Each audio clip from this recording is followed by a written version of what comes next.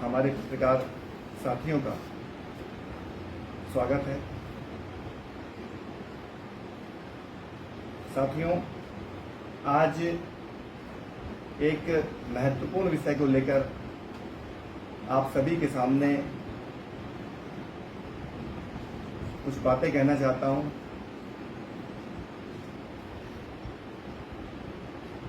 उत्तराखंड राज्य हमें लंबे संघर्षों के बाद मिला।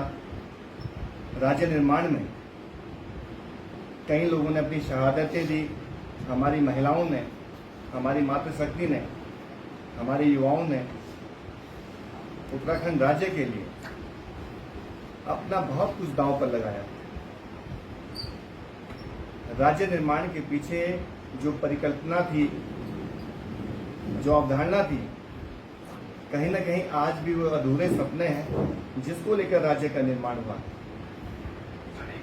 इसी को लेकर मेरे जैसे कई युवाओं ने उत्तराखंड क्रांति दल में शामिल हुए। पार्टी के विचार को हमने आगे बढ़ाया, जन जन के बीच हम पहुंचे। पार्टी की जो सोच थी क्षेत्रीयता की, जो पार्टी के मुद्दे थे, उन्हें हम जनता के बीच लगातार ले जाते रहे और इसका पार्टी को बहुत फायदा भी मिला।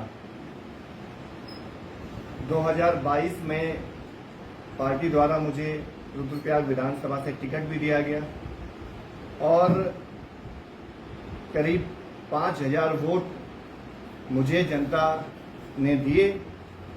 इसके बाद एक भरोसा कायम हुआ यूकेडी के प्रति।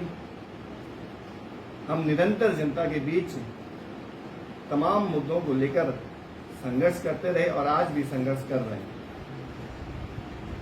लेकिन जिस तरह के हालात दल के अंदर हो गए हैं, जिस तरह की परिस्थितियां दल के अंदर बनाई जा रही हैं और जिस तरह का खेल दल के अंदर चल रहा है, उससे कहीं न कहीं हमें घुटन महसूस हो रही है।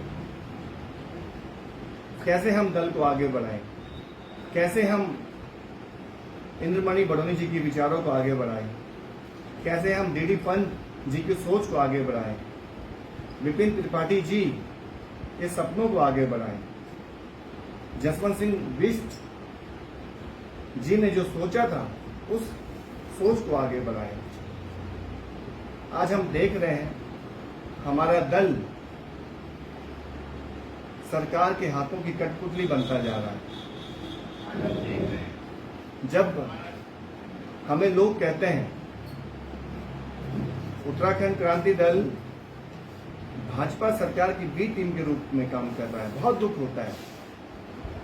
लोग कहते हैं उत्तराखंड में इतने सारे मुद्दे हैं, जनता के सवाल हैं, आखिर पार्टी इन सवालों को मुखरता से क्यों नहीं उठा रही है? ये सवाल लगातार जनता हमसे पूछती है, लेकिन हम जनता के सवालों का जवाब कैसे दें?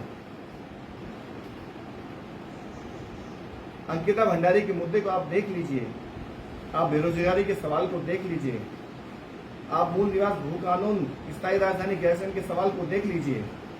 जनता के सवाल हैं, आखिर उत्तराखंड क्रांति दल की चुप्पी क्यों है इन मुद्दों पर? आखिर उत्तराखंड क्रांति दल क्यों सड़कों पर मुखरता से मुद्दों को नहीं लड़ रहा है? ये सवाल जनता के हैं और वास्तव में हमें भी लगता है जिस दल में हम हैं, उस दल की जिम्मेदारी क्या बनती है जनता के प्रति?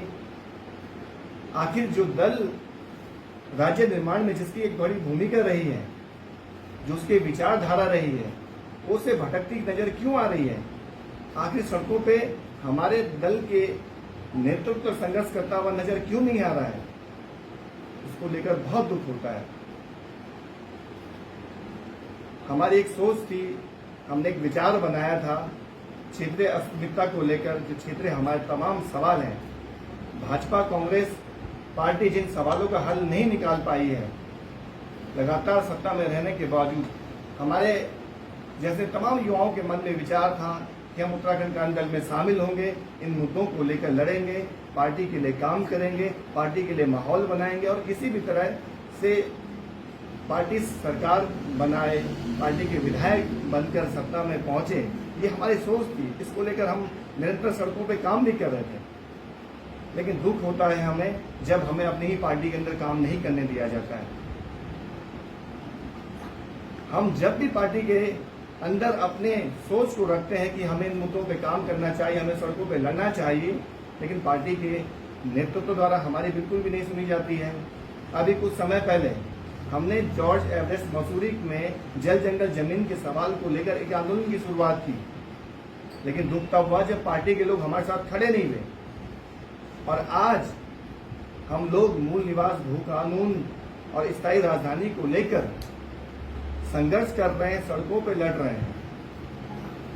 और इसके पीछे यही सारी वजह हैं। लोग सवाल पूछते हैं और पार्टी के लोग भी ये हमसे सवाल पूछते हैं, आखिर आप दल में रहकर क्यों नहीं इन मुद्दों को उठाते हैं? आपने मूल निवास भू कानून समन्वय संघर्ष समिति क्यों बनाई? तो मैं इसका जवाब इस तरह से देना चाहता हूं। मूल निवास भू कानून के जो मुद्दे हैं वो जनता के मुद्दे हैं। हम इसमें पार्टी पॉलिटिक्स बिल्कुल भी नहीं चाहते थे। हम तमाम उत्तराखंड के लोगों को इन मुद्दों से जोड़ना चाहते हैं। इसलिए मूल निवास भू कानून समन्वय संघर्ष समिति का गठन किया गया और इस समिति के बैनर तले तमाम सामाजिक संगठनों को, तमाम राजनीतिक दलों को, तमाम लोगों को इसमें जोड़ा गया। और आज आप देखिए, समन्वय संघर्ष समिति पर जनता का भरोसा बना और लगातार जितने भी आंदोलन संघर्ष समिति ने किए उसमें हजारों हजार लोग आंदोलन में शामिल हुए। कुछ दिनों से एक घटनाक्रम आप लोग देख रहे होंगे। उत्तराखंड क्रांति दल के कुछ पदाधिकारी लगातार इस बात को कह रहे हैं कि 1 सितंबर को जो गैरसैंण में मूल निवास स्वाभिमान महारैली होने जा रही है, वो रैली उत्तराखंड क्रांति दल के बैनर तले होगी, जबकि उत्तराखंड क्रांति दल की इस रैली में कोई भूमिका नहीं है। उत्तराखंड क्रांति दल ने इस रैली के लिए कोई भी कार्य योजना तैयार नहीं की, न जमीन पे काम किया है। संघर्ष समिति के तमाम पदाधिकारी इस महारैली को सफल बनाने के लिए दिन रात संघर्ष कर रहे हैं, लोगों के बीच जा रहे हैं, लोगों को जागरूक कर रहे हैं। और आज एकदम से उत्तराखंड क्रांति दल के पदाधिकारी द्वारा कहा जाता है कि हम 1 सितंबर को गैरसैंण में महारैली करेंगे। इससे अब जनता के बीच में भ्रम की स्थिति पैदा हो गई है और हमें कई लोगों के इस मामले में फोन आ रहे हैं। उनका कहना है कि अगर उत्तराखंड क्रांति दल के बैनर तले रैली होनी है, इस मामले को आपने पॉलिटिकल करना है, तो हम इस रैली का हिस्सा नहीं बनेंगे। लेकिन आज भी कह रहे हैं कि ये रैली मूल निवास भू कानून समन्वय संघर्ष समिति के बैनर के नीचे ही होगी। उत्तराखंड क्रांति दल के नेता जो बात कह रहे हैं वो जनता के बीच अभी भी भ्रम की स्थिति पैदा करने के लिए बातें कर रहे हैं। और यही वजह है, यही कारण है आज भी उत्तराखंड क्रांति